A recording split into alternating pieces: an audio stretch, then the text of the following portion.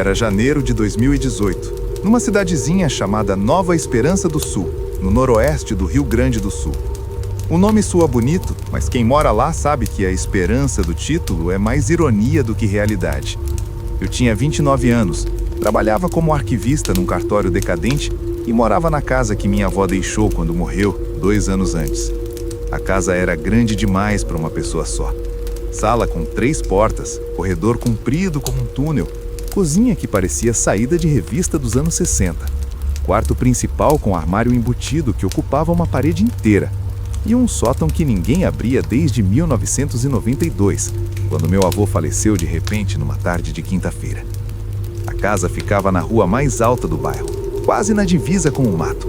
Atrás dela, um terreno baldio enorme, cheio de erva alta, restos de cerca de arame farpado e 3 árvores velhas de pitanga que davam frutos pequenos e azedos. O terreno era tão grande que, à noite, quando a lua não estava cheia, a escuridão começava logo depois do Muro dos Fundos e parecia engolir o mundo. No dia 8 de janeiro, uma segunda-feira, eu cheguei do cartório por volta das 7 da noite. O calor estava insuportável, o tipo de calor que faz a roupa grudar nas costas e o ar parecer grosso. Entrei, joguei as chaves na mesinha da entrada, acendi a luz da sala e senti imediatamente que algo estava diferente. Não era cheiro, nem barulho. Era a sensação de que o ar da casa tinha sido usado por outra pessoa antes de mim, como se eu tivesse entrado num ambiente onde alguém acabara de sair correndo. Ignorei. Tomei banho frio, preparei um sanduíche, sentei na sala para ver televisão. Por volta das 10h30, quando o telejornal terminou, ouvi o primeiro som, um clique seco, como se alguém tivesse fechado a porta do sótão. O sótão tem uma portinhola no teto do corredor, daquelas com dobradiça e um gancho. Eu nunca abria, ninguém abria, mas o clique foi inconfundível. Depois veio o silêncio. Um silêncio que não era vazio, era cheio de expectativa, como quando uma pessoa está esperando você falar primeiro numa conversa muito séria. Fiquei olhando para o teto do corredor. A portinhola estava fechada, o gancho no lugar, nada fora do normal. Fui dormir. Na madrugada seguinte, acordei às 2h58. Não por pesadelo, nem sede, nem vontade de ir ao banheiro. Acordei porque alguém respirava ao meu lado. Não alto, não ofegante, uma respiração lenta, profunda, adulta, exatamente no ritmo da minha. Quando eu prendia o ar por medo, a respiração prendia junto. Quando eu soltava devagar, ela soltava junto. Parecia um espelho respiratório. Levantei da cama, acendi o abajur. O quarto estava vazio. A cama de casal, a mesinha de cabeceira, o guarda-roupa, a cadeira com roupa jogada, nada. Mas o travesseiro do lado direito, o que eu nunca uso, estava afundado. Não muito, só o suficiente para mostrar que uma cabeça tinha estado ali. Toquei. O tecido ainda estava morno. Voltei a deitar. Não consegui dormir mais. Fiquei olhando para o teto até o dia clarear. No terceiro dia, comecei a encontrar coisas. Pequenas, insignificantes no começo. Uma xícara de café que eu tinha lavado e guardado na noite anterior apareceu na mesa da cozinha, com borra fresca e uma marca de batom vermelho. Eu não uso batom. Ninguém entrava na casa. No quarto dia, encontrei um par de óculos de armação fina em cima da cômoda do quarto. Não eram meus. Eram iguais aos que minha avó usava para ler. Ela morreu usando aqueles óculos. Eu os enterrei junto com ela. No quinto dia, o rádio antigo da cozinha, que estava quebrado há anos, ligou sozinho, às 6h17 da manhã. Tocou uma música sertaneja antiga, daquelas bem sofridas, volume baixo, como se alguém quisesse não me acordar de repente. Quando cheguei na cozinha correndo, o rádio estava desligado, mas o botão de liga-desliga estava na posição ligado. No sexto dia, eu decidi subir no sótão. A portinhola era pesada, tive que usar uma vassoura para empurrar o gancho. A escada de madeira desceu com um gemido longo. O ar que saiu de lá era frio, seco, com cheiro de papel velho e algo metálico, como sangue que secou há muito tempo. Subi devagar. O sótão era pequeno, inclinado, com vigas baixas. Tinha caixas de papelão, móveis quebrados, um baú velho de metal, um espelho grande coberto com um lençol. No chão, poeira grossa. E na poeira, pegadas. Não minhas.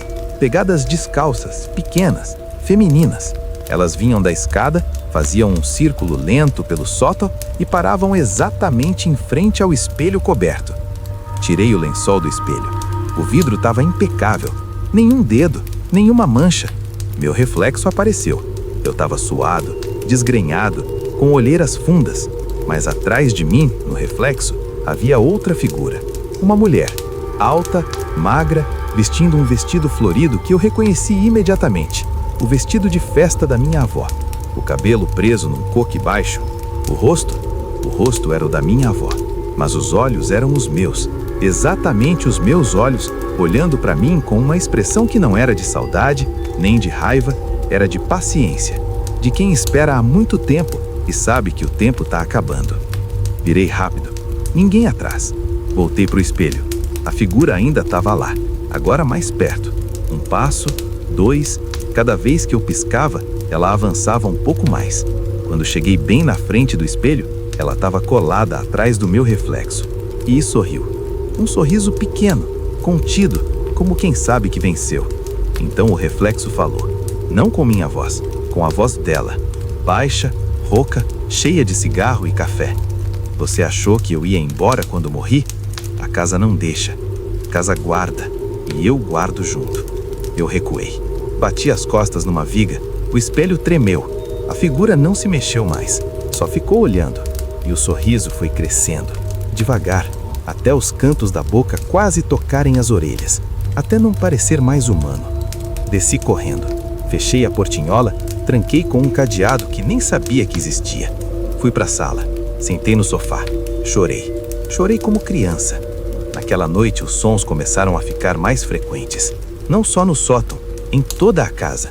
O som de alguém arrastando uma cadeira na cozinha, o som de um copo sendo colocado na pia, o som de um livro sendo folheado devagar, o som de uma porta abrindo e fechando no corredor vazio e sempre, sempre a respiração, em todos os cômodos, como se a casa inteira respirasse comigo. No 8º dia, encontrei um bilhete em cima da minha cama. Papel amarelado, letra cursiva, a letra da minha avó. Você pode ir embora, mas vai levar um pedaço de mim. E eu vou levar um pedaço de você. É assim que funciona. Sempre foi assim. No verso, uma lista.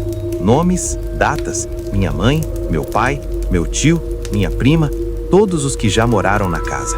Todos mortos. No final, meu nome. Sem data. Só um traço longo, como se alguém tivesse esperado para preencher depois. Queimei o bilhete. As cinzas não subiram. Ficaram no chão da cozinha formando um círculo perfeito, como uma boca aberta. No 10º dia, eu acordei dentro do sonho. Ou pelo menos achava que era sonho. Tava no sótão, a portinhola fechada, a luz amarela fraca de uma lâmpada que eu não lembrava de ter ligado. Minha avó estava sentada numa cadeira velha de costas para mim, vestindo o mesmo vestido florido, o cabelo no coque baixo, o rosto era o da minha avó, mas os olhos eram de todo mundo que já morreu ali.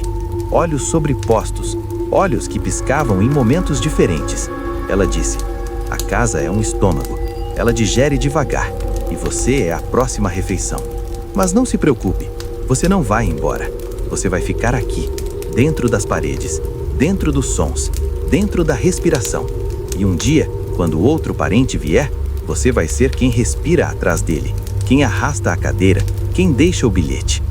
Acordei na cama, suado, o coração disparado. Olhei o relógio, 3h33. Levantei, desci. A cozinha estava vazia, mas a mesa tinha marcas, 7 marcas circulares, como se 7 copos tivessem sido colocados ali e depois retirados. Saí da casa no dia seguinte. Não peguei quase nada, só documentos, notebook e uma muda de roupa. Deixei a chave na caixa de correio do vizinho. Mudei para Porto Alegre. Apartamento pequeno, 9º andar, barulho de trânsito o dia inteiro. Hoje, anos depois, eu ainda faço uma coisa toda noite. Antes de dormir, eu deixo um copo de água na mesinha da cozinha, cheio até a borda. Não bebo, só deixo, porque eu sei. Eu sei que se um dia eu esquecer de deixar o copo cheio, ela vai vir buscar. Não a minha avó, a casa. E ela vai trazer o copo que eu deixei lá. O copo que ela encheu com a mesma água que eu bebi quando criança. E vai me lembrar que eu nunca saí de verdade. Que eu só mudei o endereço da minha digestão lenta. Eu deixo o copo. toda noite, cheio, e espero, porque se eu parar, o silêncio vai voltar. E dessa vez não vai ser só respiração, vai ser uma voz, minha voz, dizendo: senta, menino. E eu vou sentar, porque a casa sempre tem uma cadeira esperando.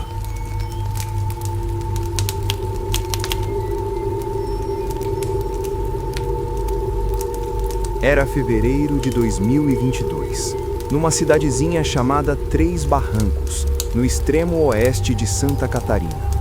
O lugar tem menos de 4.000 habitantes, um posto de saúde que funciona às segundas e quintas, uma igreja que toca sino às 6 da manhã e às 6 da tarde, e um rio estreito que corta a cidade ao meio, mas que ninguém atravessa mais porque a ponte velha caiu em 2015 e a prefeitura nunca reconstruiu.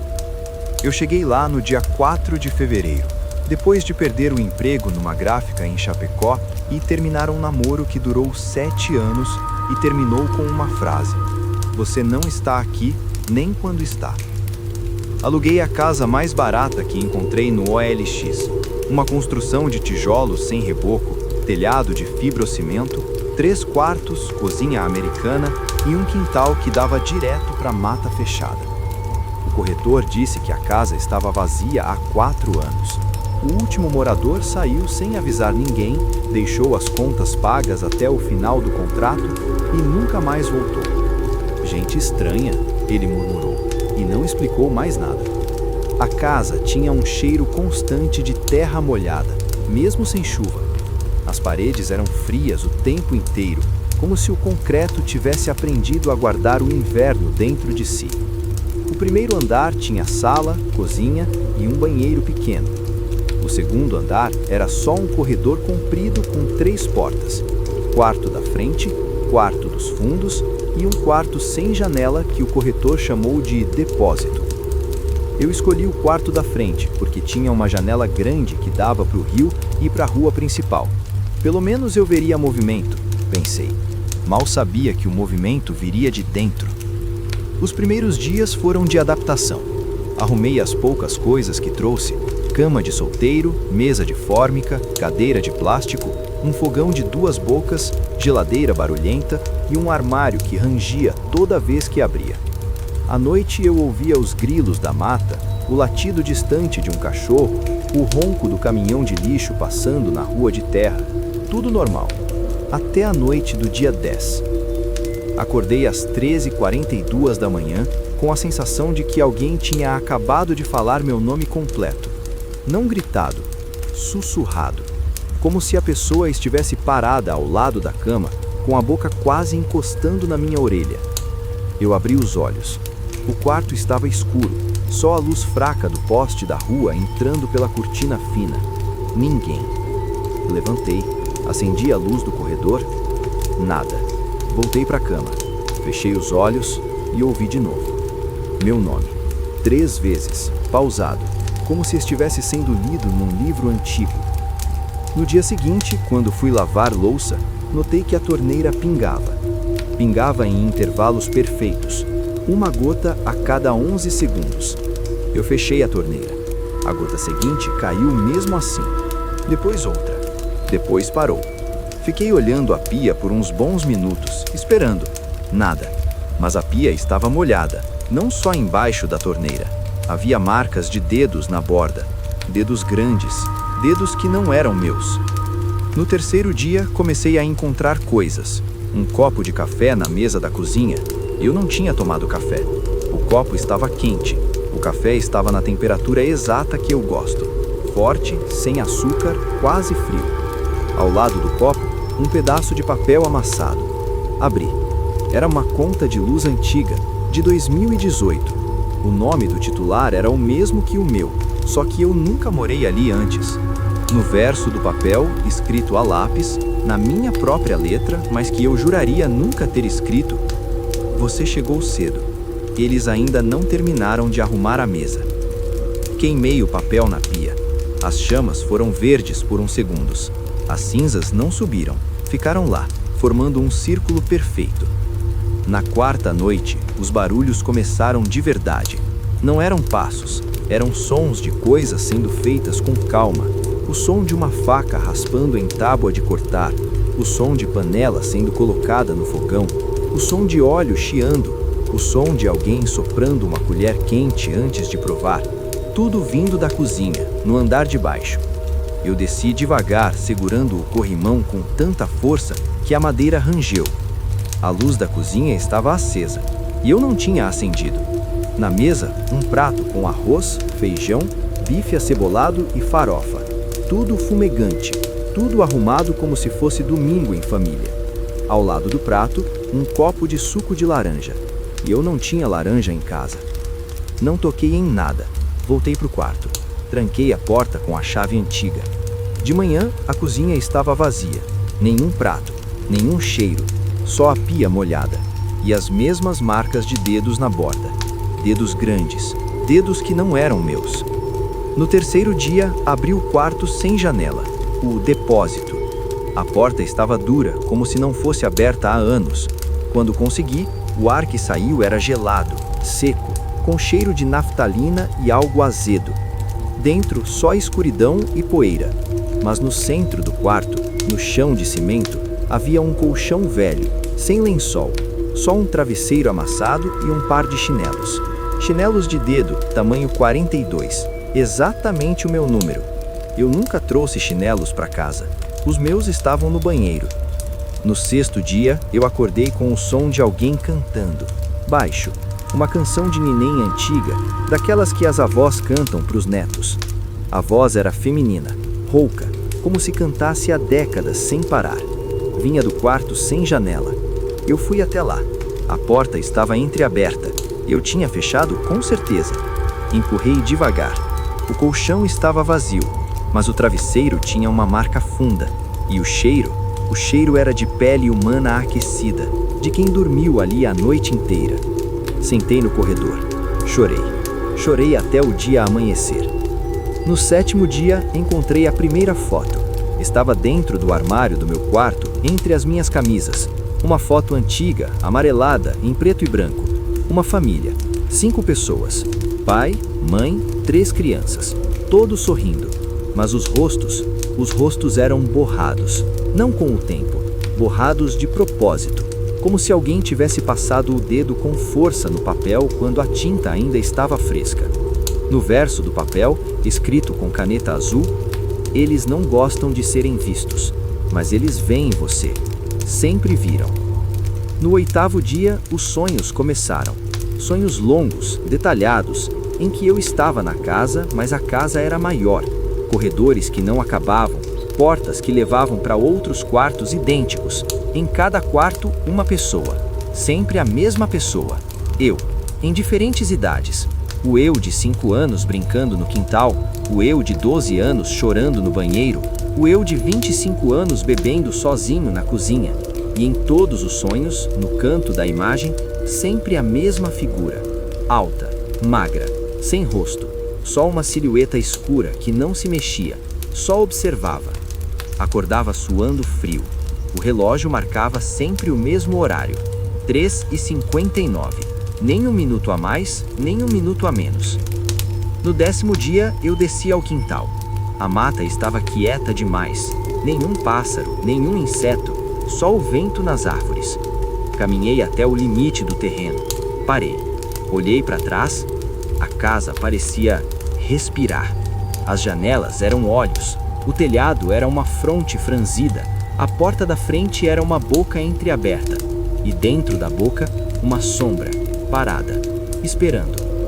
Voltei correndo, tranquei tudo, subi pro quarto, sentei na cama e foi aí que ouvi a voz, não alta, sussurrada, vinda de dentro do armário.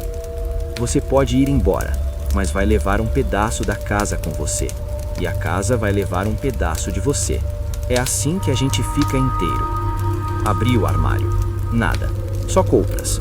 Mas uma das camisas, a camisa azul que eu usei no dia que cheguei, estava do avesso, e no bolso interno, um bilhete. O mesmo papel amarelado, a mesma letra. Você já comeu aqui. Você só não lembra, mas o estômago lembra. Naquela noite eu não dormi. Fiquei sentado na cama, luz acesa, olhando a porta. Às 13h59, ouvi o som de alguém subindo a escada. Não um passo, dois. 2 passos ao mesmo tempo, como se fossem 2 pessoas subindo lado a lado, sincronizadas perfeitamente. Chegaram no corredor, pararam na porta do meu quarto, a maçaneta girou. 1 vez, 2, 3. A porta estava trancada, mas a maçaneta continuou girando, devagar, paciente. Então a voz voltou. Agora eram 2 vozes, uma masculina, uma feminina, falando juntas. A gente só quer que você termine o jantar. Está esfriando. Eu não respondi. Fiquei abraçando os joelhos, chorando baixo. Eles ficaram ali por horas, girando a maçaneta, sussurrando, até o sol nascer. Quando a luz entrou pela janela, tudo parou. Silêncio absoluto. Saí da casa no dia seguinte. Não avisei ninguém. Joguei as coisas numa mala velha. Deixei os móveis. Deixei as roupas que não couberam. Deixei a chave na porta. Peguei o ônibus das 7 da manhã para Florianópolis. Hoje moro num apartamento de 2 quartos num prédio de 8 andares. Barulho de vizinho, criança correndo no andar de cima, carro buzinando na rua. Eu gosto, me faz sentir que estou vivo. Mas toda noite, antes de dormir, eu faço...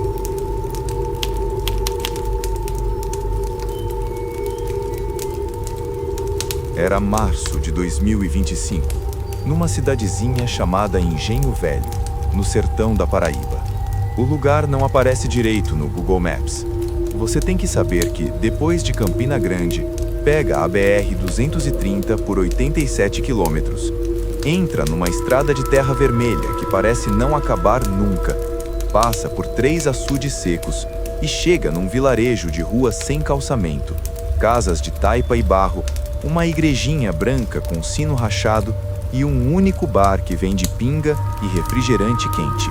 A população oficial é de 1.892 almas, mas todo mundo sabe que tem gente que morreu e ninguém tirou do cadastro, e tem gente que nasceu e nunca foi registrada. Eu cheguei lá no dia 13 de março, depois de perder tudo: emprego, apartamento em João Pessoa, a noiva que disse que não aguentava mais esperar eu me encontrar. Aluguei a casa mais isolada do povoado, uma construção comprida de 3 cômodos em linha, telhado de palha nova, colocada há uns 10 anos, parede de taipa grossa e uma porta de madeira tão velha que parecia ter sido feita com madeira de navio naufragado. Atrás da casa, um quintal grande que terminava num matagal seco, cheio de jurema preta e mandacaru, e mais além, o cemitério antigo do Engenho Velho, aquele que ninguém mais usa desde os anos 80, porque o novo fica do outro lado da estrada. O dono da casa, um homem magro chamado Seu Zé Maria, me entregou as chaves com um olhar que durou tempo demais. Disse: "Não abre o quarto dos fundos depois das 9 da noite, e não deixa a vela acesa no corredor." Eu ri. Ele não riu, só balançou a cabeça e foi embora na sua moto velha, que tossia fumaça preta. Os primeiros dias foram de adaptação. O calor era de rachar pedra. Eu passava o dia inteiro tentando arrumar a internet, que chegava em gotas, escrevendo currículos que ninguém respondia, tomando banho com balde porque a caixa d'água era baixa.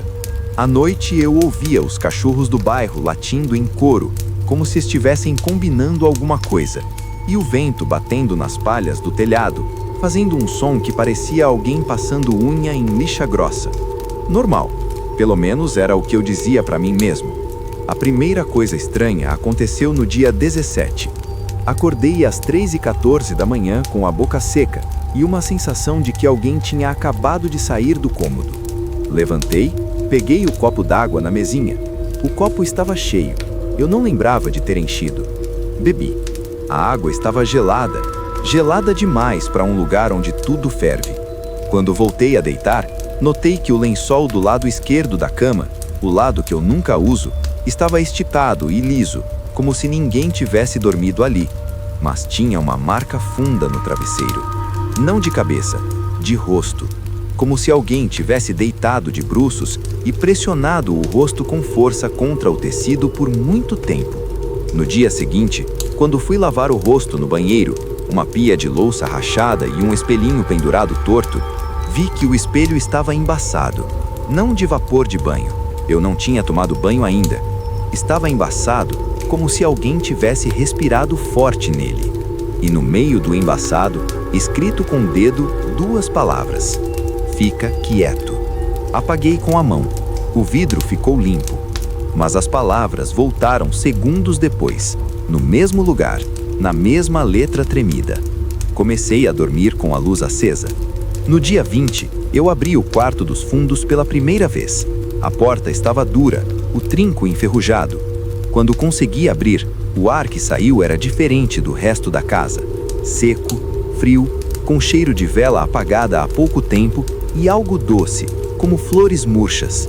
O quarto era pequeno, sem janela, só uma cama de solteiro sem colchão, um crucifixo de madeira pendurado torto na parede e no chão um círculo perfeito de sal grosso. No centro, uma vela preta, nova, sem sinal de uso, mas com uma gota de cera endurecida na base, como se tivesse sido acesa e apagada imediatamente. Saí, tranquei a chave e joguei numa gaveta e disse para mim mesmo que nunca mais abriria. Na noite do dia 23, os barulhos começaram de verdade. Primeiro veio o som de alguém arrastando uma cadeira na sala. Eu estava no quarto da frente, luz apagada, tentando dormir. A cadeira arrastou devagar, parou, arrastou de novo, como se alguém estivesse mudando de posição, tentando ficar mais confortável.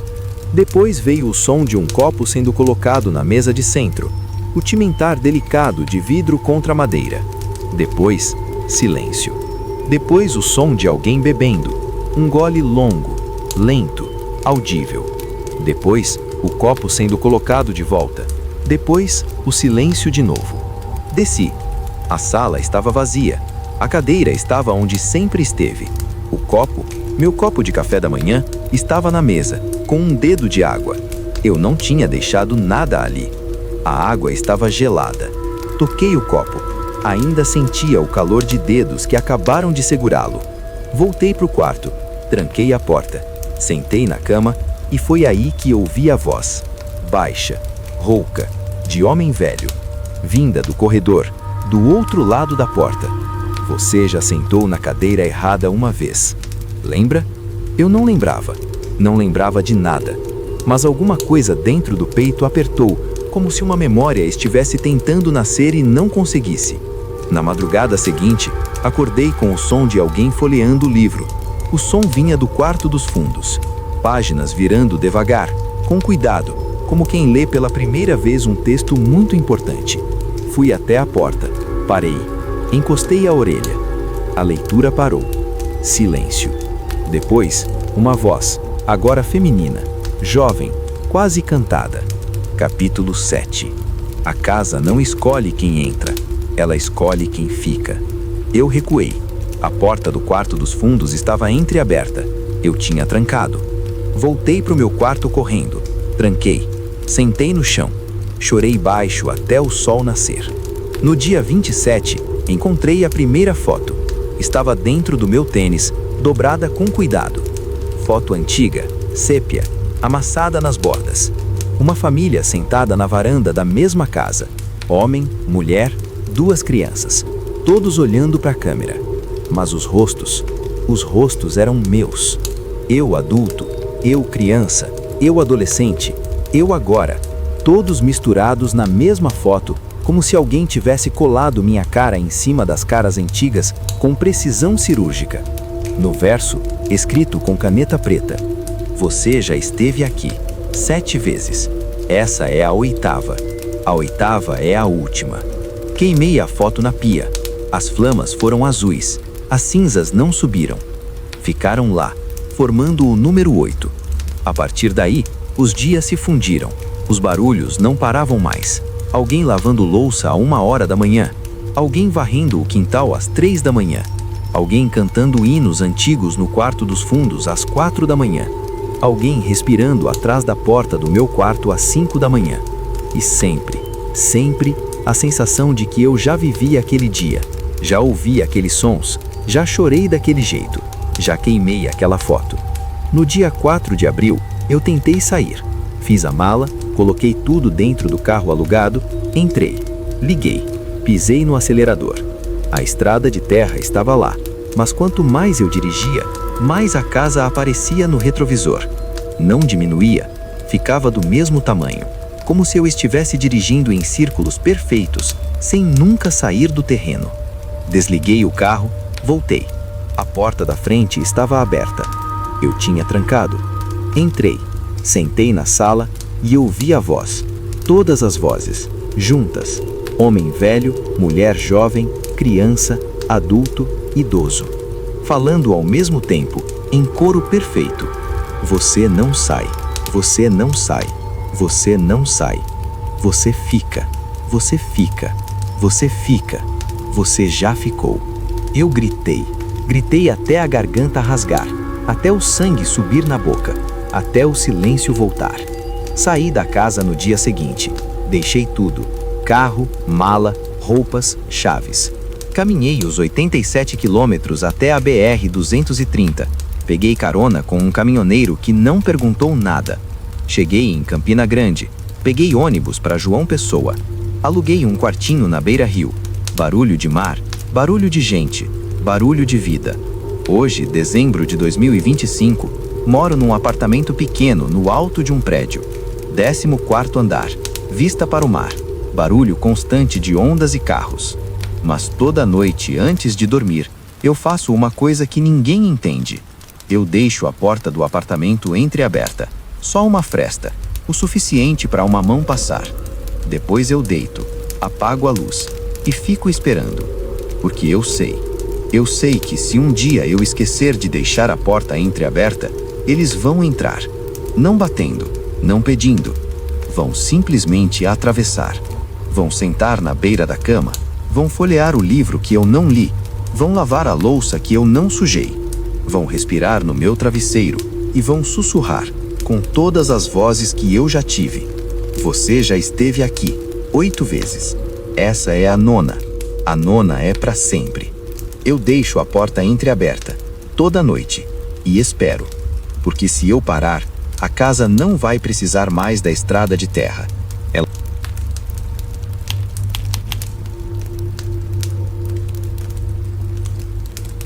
Era abril de 2019, numa cidade que nem tem nome direito no mapa, um povoado chamado Poço das Almas, perdido no interior do Tocantins, onde a estrada de asfalto termina 42 quilômetros antes e o resto é só pissarra vermelha que vira lama na chuva e poeira sufocante no sol.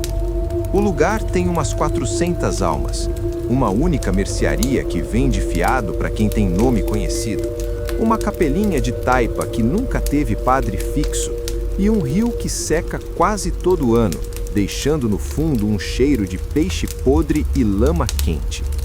Eu cheguei lá no dia 7 de abril, fugindo de uma dívida que não era só dinheiro, de uma mulher que dizia que me amava, mas guardava faca de cozinha debaixo do travesseiro, de um emprego que me fazia chegar em casa às 3 da manhã com cheiro de cerveja e arrependimento. Aluguei a última casa do fim da rua principal, se é que aquilo podia ser chamado de rua. Era uma construção de tijolo aparente, 2 cômodos em linha, cozinha nos fundos, um banheiro que tinha só chuveiro frio e privada de porcelana rachada, e um quarto grande com uma janela que dava direto para o mato alto. O telhado era de zinco velho, daqueles que cantam quando chove e fritam quando o sol bate forte. O dono era um homem de uns 70 anos, magro como um graveto, pele de couro curtido pelo sol, olhos fundos que pareciam não piscar. Chamava-se Seu Ladislau. Quando me entregou as chaves, segurou minha mão por tempo demais e disse baixinho: "Não deixe a porta dos fundos aberta depois do sol se pôr, e não responde quando te chamarem pelo nome de noite." Eu sorri, daqueles sorrisos nervosos de quem acha que o outro está louco. Ele não sorriu de volta, só balançou a cabeça e foi embora arrastando as sandálias na poeira. Os primeiros dias foram de solidão pura, sem sinal de celular, sem internet, sem vizinho que falasse comigo. Eu passava o dia inteiro tentando consertar o fogão a lenha que não pegava fogo direito, lavando roupa no tanque de cimento, olhando o mato se mexer com o vento como se tivesse vida própria. À noite eu acendia uma lamparina a querosene porque a energia elétrica ia e voltava sem aviso. Dormia cedo, acordava cedo, tudo igual. Até o dia 14. Acordei às 3h29 da manhã com a certeza absoluta de que alguém estava na cozinha. Não era um barulho, era a sensação de que o ar da casa tinha sido deslocado por um corpo que se movia devagar. Levantei, peguei a lamparina, caminhei pelo corredor curto. A porta da cozinha estava entreaberta. Eu tinha fechado. Empurrei devagar. A cozinha estava iluminada por uma luz que não era minha. Uma luz azulada, fria, como luar refletido em água parada. Na mesa de madeira lascada havia um prato fundo. Dentro dele, uma sopa fumegante. Cheiro de galinha caipira, cebola, alho, coentro. Exatamente como minha mãe fazia quando eu era pequeno. Eu não tinha galinha, não tinha tempero, não tinha nada. O prato estava quente, a colher ao lado também. Eu não toquei. Voltei para o quarto, tranquei a porta com a tranca de ferro enferrujada, fiquei sentado na cama até o dia clarear. Quando voltei à cozinha, o prato tinha sumido. Não havia nem gota de caldo na mesa, só uma mancha úmida no chão, como se alguém tivesse derramado um pouco ao levar o prato embora. No dia seguinte, 15 de abril, encontrei o primeiro bilhete. Estava dentro do meu tênis esquerdo, dobrado com cuidado, papel pardo, cheiro de mofo e fumaça antiga, letra cursiva, tremida, mas legível. Minha letra. Só que eu nunca escrevi aquilo. Você chegou na data errada. A casa estava esperando outra pessoa. Mas agora que você está aqui, vai ter que pagar o aluguel que o outro deixou pendente. No verso, uma lista. Nomes, datas. Começava em 1947, terminava em 2018. O penúltimo nome era Jonas, com data 12 de outubro de 2018. Ao lado, escrito com outra tinta mais recente, não voltou para pagar. No final da lista, meu nome, sem data. Só um espaço em branco, como se estivesse esperando. Queimei o bilhete na pia. As chamas foram verdes por quase 10 segundos. As cinzas não subiram. Ficaram lá, formando o desenho de uma porta aberta. A partir daí, a casa começou a mostrar os dentes. No dia 18, acordei com o som de alguém cantando no quintal. Uma voz de mulher baixa, rouca, cantando uma toada antiga que ouvia minha avó cantar quando lavava roupa no rio. A letra era simples e repetitiva. Ó lua que não desce, ó rio que não leva, ó alma que não sossega, vem buscar o que é teu. Saí pela porta da frente. O quintal estava vazio. O mato alto balançava, mas não havia vento. Voltei. Quando passei pela porta dos fundos, vi que ela estava escancarada. Eu nunca abria aquela porta. Ela dava direto para o mato fechado. No batente, marcas de dedos. Dedos grandes, molhados, como se alguém tivesse empurrado a porta com as mãos suadas. As marcas eram minhas, minha impressão digital exata, mas eu não tinha tocado ali. No dia 25, os sonhos começaram. Sonhos longos, exaustivos, em que eu estava na casa, mas a casa era maior. O corredor se estendia por quilômetros. Cada porta levava a um cômodo idêntico. Mesa com prato de sopa, cadeira vazia, lamparina acesa. Em cada cômodo, uma versão de mim. O eu de 12 anos, com cabelo bagunçado e joelhos ralados. O eu de 19, com tatuagem mal feita no braço. O eu de 27 anos, com barba por fazer e olhos vermelhos de cansaço.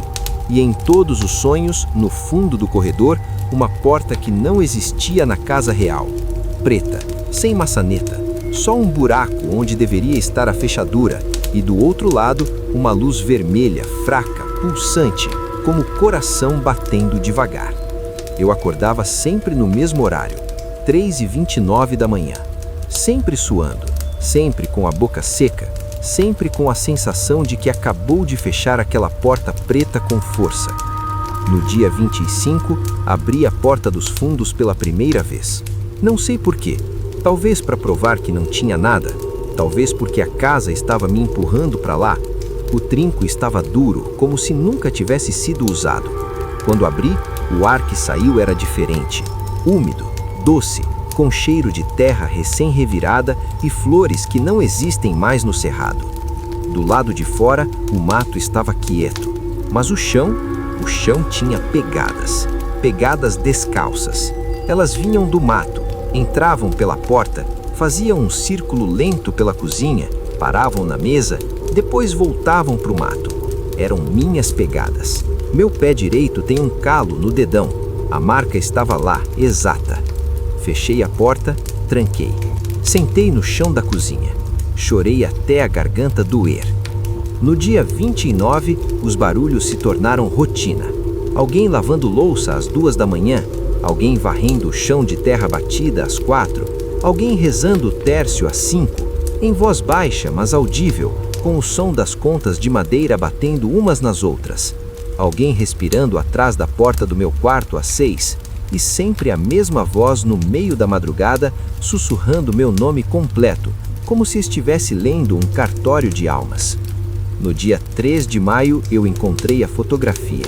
Estava pendurada na parede do quarto, acima da cama, num prego que eu nunca tinha notado. Foto antiga, sépia, amarelada, uma família.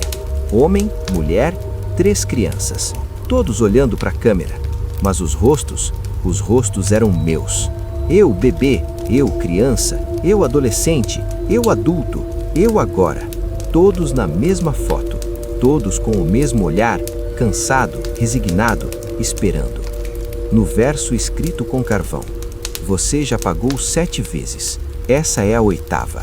A 8ª é a que não tem volta. Naquela noite eu tentei fugir. Fiz a mochila, coloquei tudo o que podia carregar. Saí pela porta da frente, caminhei pela rua de terra. Depois de 100 metros olhei para trás. A casa estava lá, exatamente na mesma distância, como se eu não tivesse andado. Voltei, entrei. A porta dos fundos estava aberta de novo. No batente, novas pegadas, mais profundas, mais molhadas, como se quem entrasse subisse do rio. Sentei na cozinha, acendi a lamparina e esperei. Às 3h29 eles chegaram. Não bateram, não abriram porta, simplesmente estavam lá. 3 figuras, sentadas à mesa, uma de cada lado, uma na cabeceira, todas com o mesmo rosto que eu estava usando naquele momento: camiseta cinza, bermuda jeans, chinelo de dedo.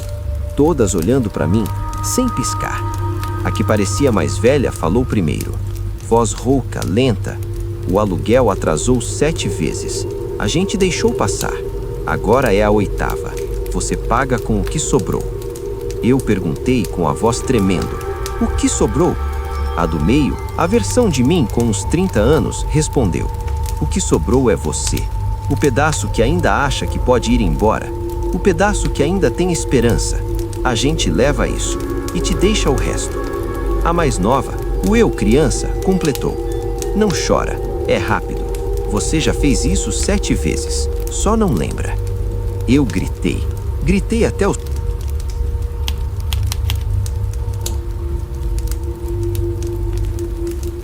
Era junho de 2023, numa cidadezinha chamada Pedra Rachada, no interior do Maranhão, onde o asfalto nunca chegou de verdade e as ruas são de terra vermelha que sobe em nuvens quando passa caminhão e vira lama grossa quando chove. O lugar tem pouco mais de 2.000 habitantes, uma igreja que toca sino às 5 da manhã e às 5 da tarde, um mercado que vende tudo de plástico e uma única farmácia que fecha às 17 horas em ponto. Eu cheguei lá no dia 9 de junho, depois de perder o pai num acidente de moto, o emprego numa usina de açúcar em Imperatriz e o resto da sanidade em discussões com parentes que queriam dividir o que não existia. Aluguei a casa mais afastada do centro, uma construção comprida de tijolos sem reboco, telhado de barro antigo, 3 quartos em fila indiana, sala com 2 portas, uma para frente, outra para os fundos, cozinha com fogão a lenha e um quintal que se perdia numa mata de babaçu e buriti seco. A casa tinha sido de um homem chamado Seu Raimundo das Almas, que morreu há 12 anos, sozinho, sentado na cadeira de balanço da varanda, com os olhos abertos e um terço enrolado nos dedos. Ninguém quis comprar a casa depois disso. Alugavam por pouco, para quem não tinha escolha.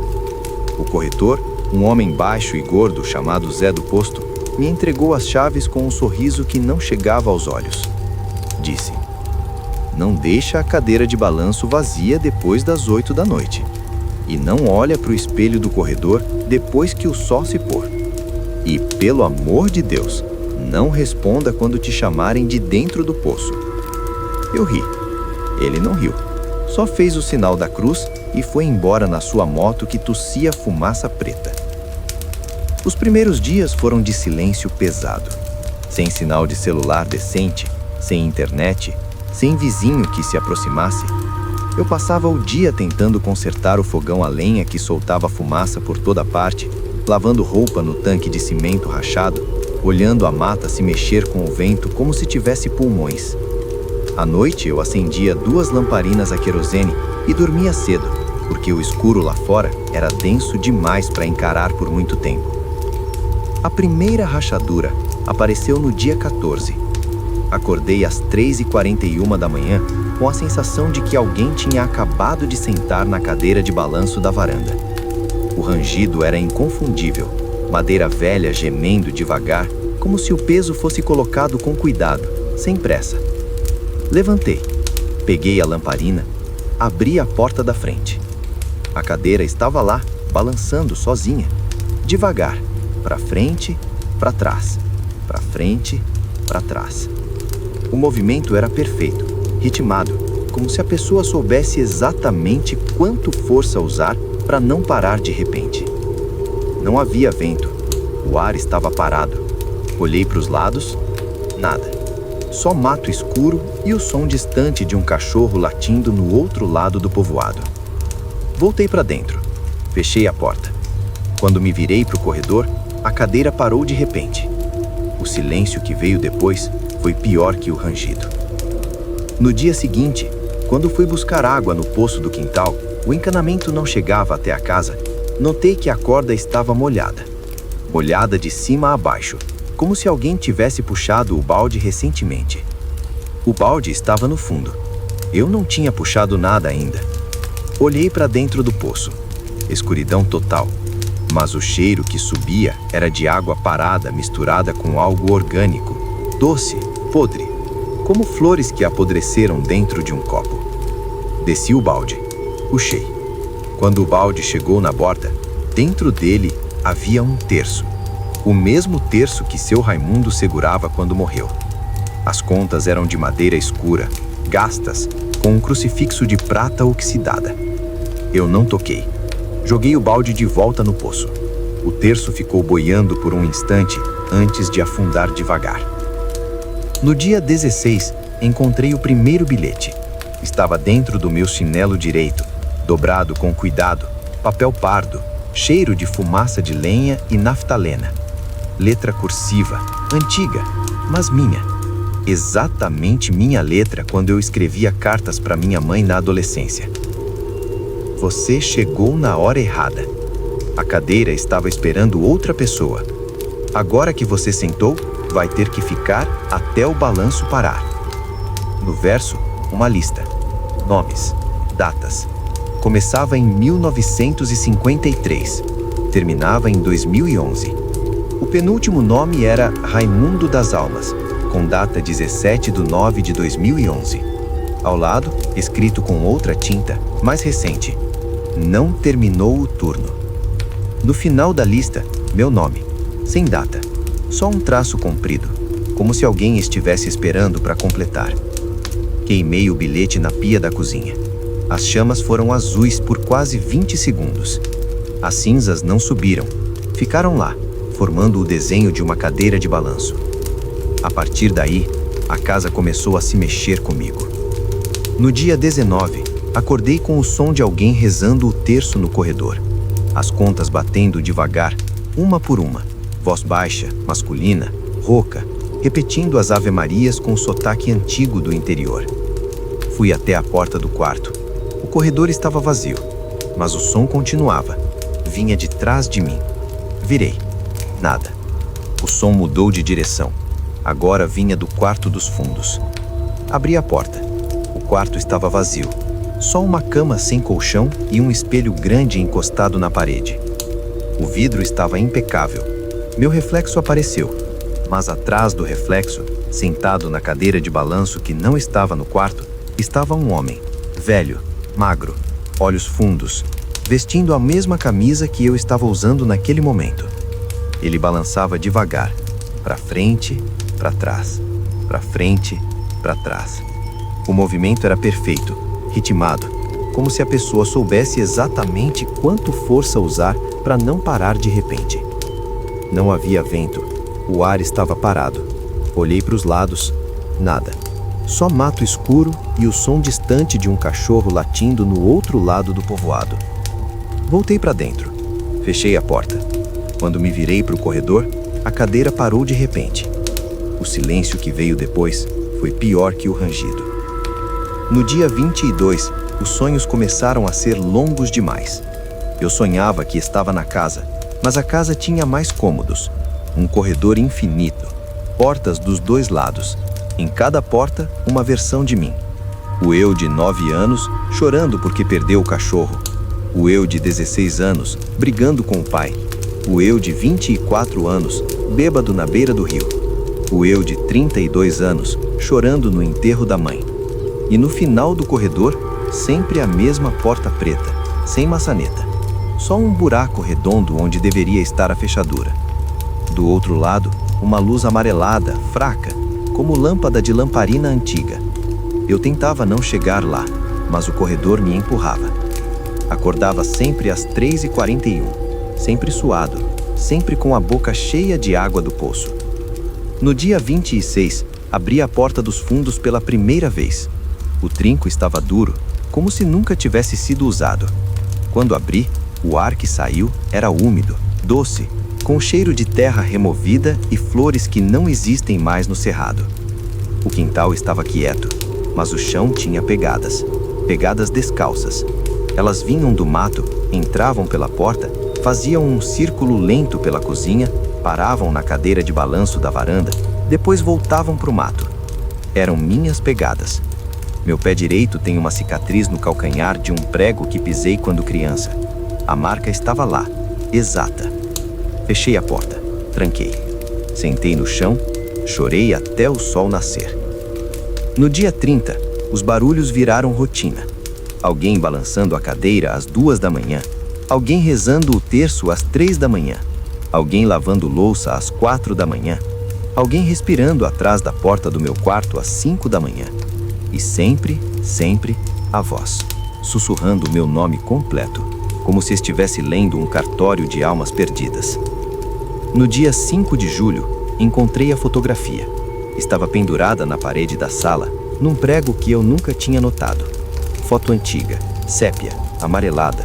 Uma família sentada na varanda da mesma casa. Homem, mulher, 4 crianças. Todos olhando para a câmera. Mas os rostos eram meus. Eu bebê, eu criança, eu adolescente, eu adulto, eu agora.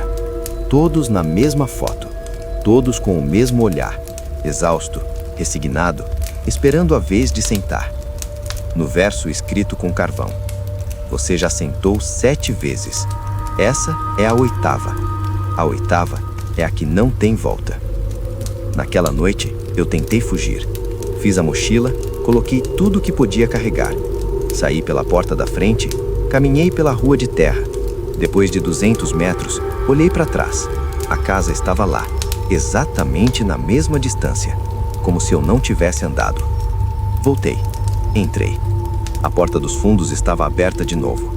No batente, novas pegadas, mais profundas, mais molhadas, como se quem entrasse tivesse saído do poço. Sentei na varanda, acendi a lamparina e esperei.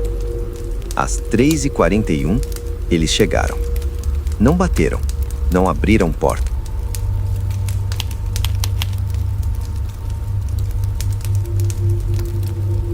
Era julho de 2024, numa cidadezinha chamada Brejo Seco, no sertão de Pernambuco, onde o mapa oficial marca apenas um pontinho quase invisível perto da divisa com a Paraíba. O lugar tem menos de 1000 habitantes, Uma praça de terra batida com um coreto que nunca viu banda. Uma igreja de paredes caiadas que perde tinta todo ano. Um açude que secou de vez em 2016 e nunca mais encheu. E ruas que não têm nome. As pessoas dizem a Rua do Zé da Vaca ou a que passa na frente da casa da Dona Cotinha. Eu cheguei lá no dia 11 de julho, depois de uma sequência de desgraças que pareciam encadeadas por alguém com muito tempo livre.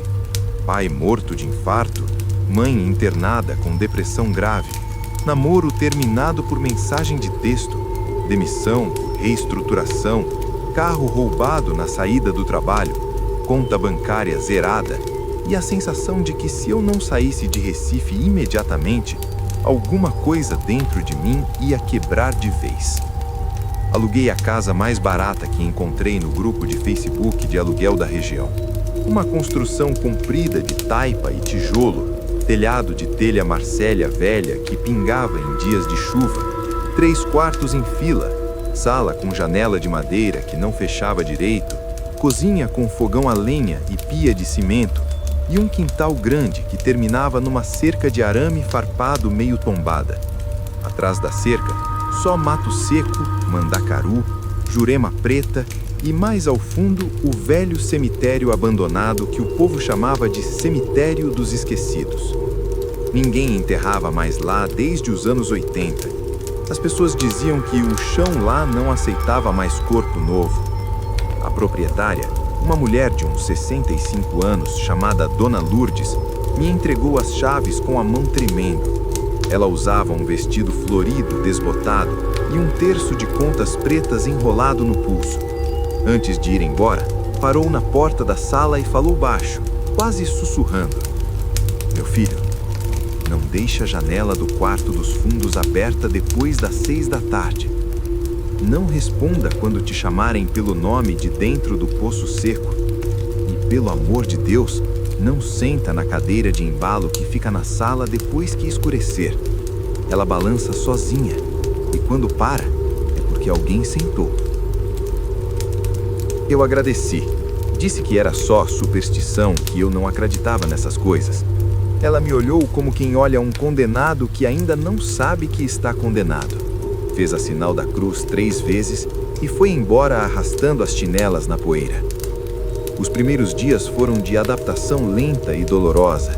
Sem energia elétrica confiável, a luz ia e voltava como se tivesse vontade própria, sem sinal de celular decente, sem vizinho que falasse comigo além de um bom dia seco.